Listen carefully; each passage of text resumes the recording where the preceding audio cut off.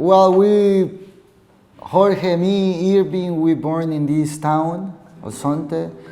Elzonte used to be a fisherman town, and when we were a kid, our opportunities here were like almost nothing, you know. So, but there were some people that they moved to our community and they put some time in our life, and they teach us about life. They try to teach us English. They put us in contact with tourism. Something always have been tourism, more surfers, you know, backpacker surfers that were traveling here before. Originally came to Elzonte just on a surf trip and really fell in love with the country, and I called my wife up and said, you got to come down here and we're going to buy a place here. So we came back down the next month and bought a place, and that was about 17 years ago. And every year we'd spend more and more time till about 8 years ago, this pretty much became home.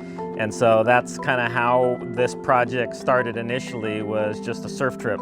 So that's when we have access to that, to the cultural change with tourism that were coming here, and those people were trying to teach us about life. Our mindset started changing and we started having dreams.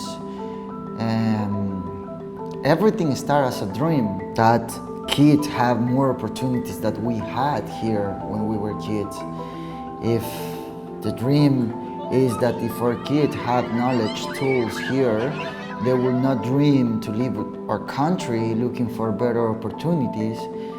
So that's how everything started, you know, like the dream to change our community. And Mike, Jorge, Irving, me, and now our team is more big. We all have the same dream, you know, to empowerment our kids here and give the knowledge and the tools here to dream. So Bitcoin Beach started about 2 years ago as part of our community development here in Elzonte. We were doing a number of youth projects trying to keep the youth out of the gangs.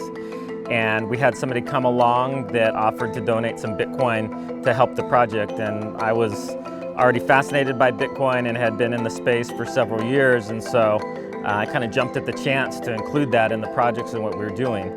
And so the donor had asked, you know, what we would use this for, and he kind of challenged us to think of a way to not just cash it in and turn it into dollars, but to actually really use it in transactional ways.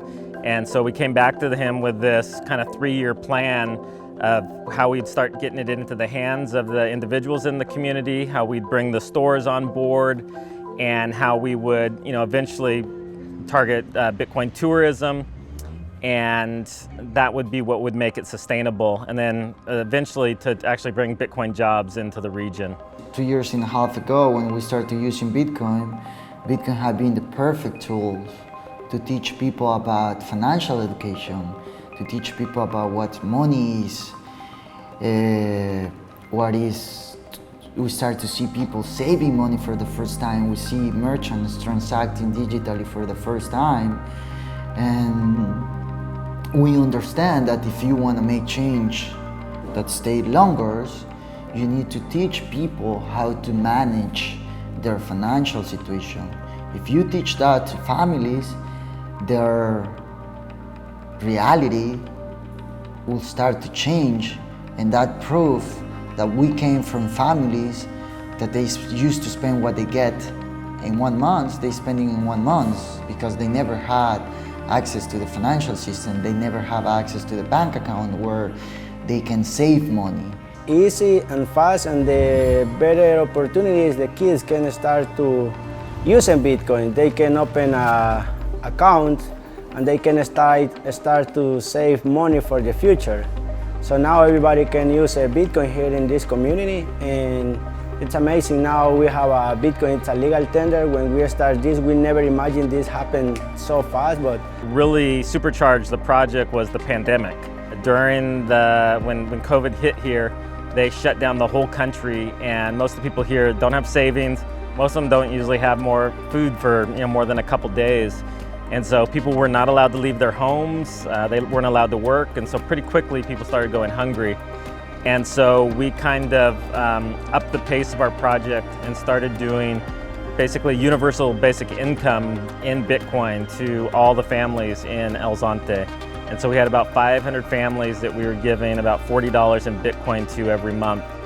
And this allowed them to meet their basic needs for basic foods, but it also kept the stores here open. The food stores were one of the things the government allowed to stay open.